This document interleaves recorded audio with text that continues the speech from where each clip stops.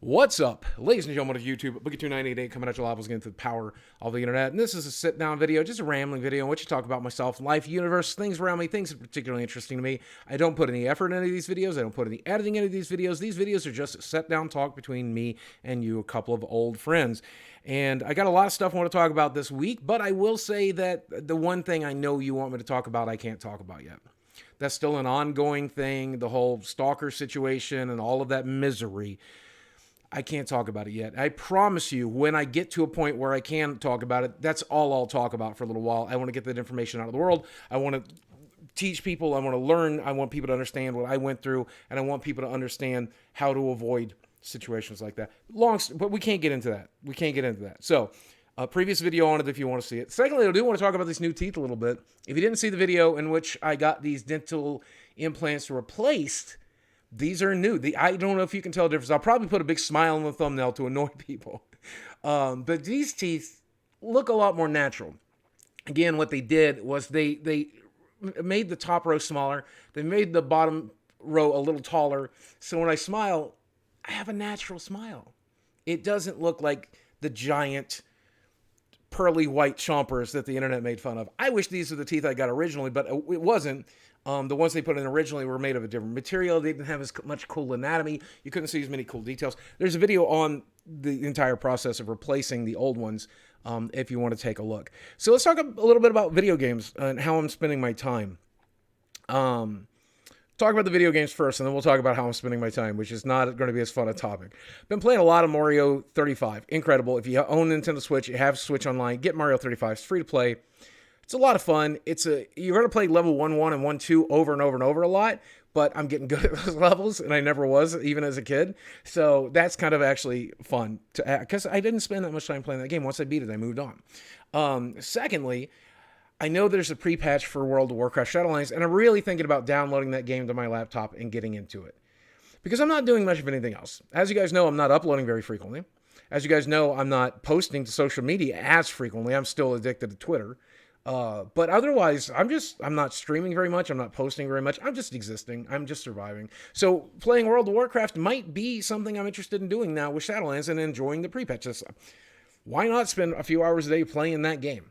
The game I have been playing the most of was Magic the Gathering Arena, and I'm not going to bore you too much because I know a lot of you guys don't care about Magic, but Magic's my favorite game. I played that game for 26 years. And in the 26 years I've been playing that game, I've never found myself bored of the actual game. But there's something about the way the Magic the Gathering Arena is set up, where you have like daily chores and you have the pass. And I feel like since I bought the $25 season pass, I have to play every day.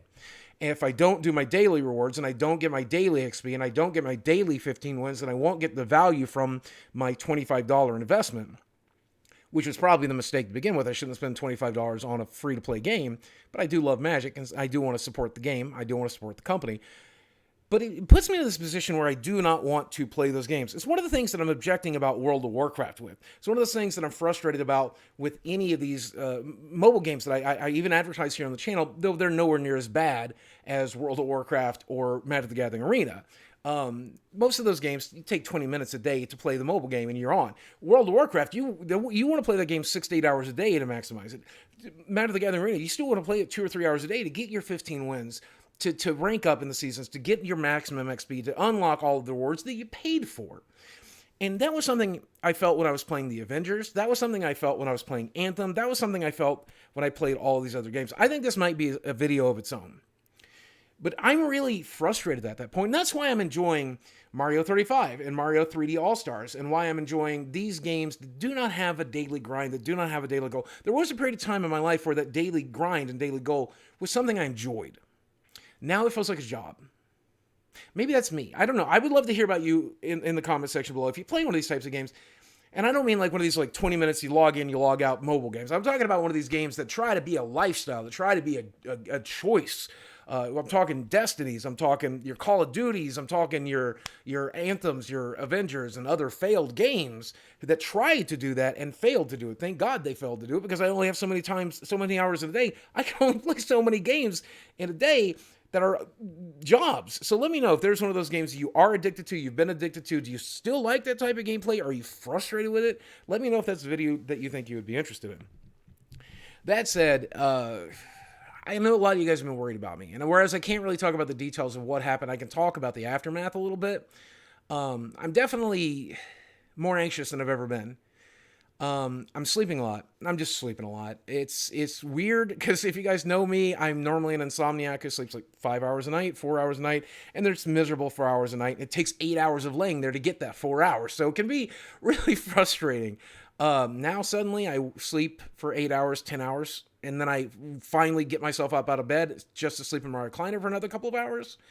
So I'm doing everything I know to combat that. I'm taking the right medications. I'm taking the dog on a walk every day for at least a mile, sometimes two, sometimes three. I'm doing my weightlifting again. I'm talking to my therapist again. I'm doing the stuff that I know is supposed to help, but I think it's just mostly extenuating circumstances. I think with 2020 being what it is, with the election coming up, with the things that have recently gone through, with everything else that everyone out there is going through, with the things that all my friends are going through,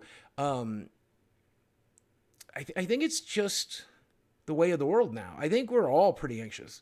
I think we're all pretty depressed. If you're dealing with depression and anxiety, when you and I are on the same page now, if you're depressed when you turn on the news, when you see this election coverage, when you see what's happening in the world, you see the violence in the streets, you see people dying of COVID, and like that anxiety of getting COVID, that anxiety of getting sick, that anxiety of losing a loved one, that's the stuff I've been dealing with my whole life. Only I get triggered over the stupidest things.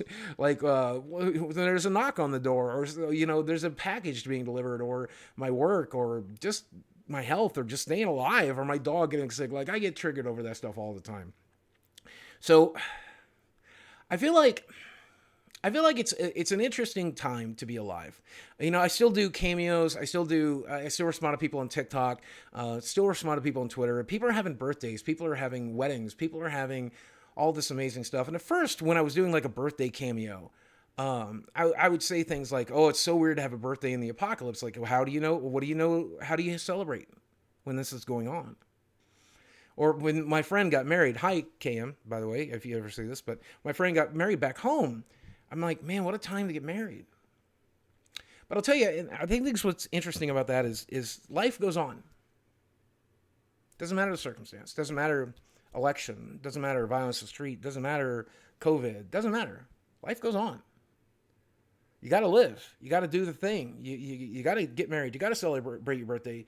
You got to have the kids. You got to go to school. You got to do the work. You got to make the videos, Boogie. You got to stream video. You got to entertain people. It's your reason for being alive. Do the thing, Boogie. I'm not even talking to you guys at home anymore. I'm talking to me. Do the thing. Upload this video. This is like the third rambling video I've made. I don't even know how to post them. I'm going to post this one, though. Do the thing. But that goes for you at home, too. Do the thing. Don't let your fear or anxiety or depression keep you indoors the way I'm letting it keep me. And I mean, still be safe of COVID, obviously. But live your life. We never know what tomorrow is going to bring. Go back to the January 1st, 2020, and tell yourself that this year was going to be this year. You wouldn't have believed it. So you have no clue what's coming next. Enjoy today. Again, I'm talking to me. If you take some joy out of this too, I hope it helps. Guys, as always, thanks for watching. I love you very much, and I'll speak with you again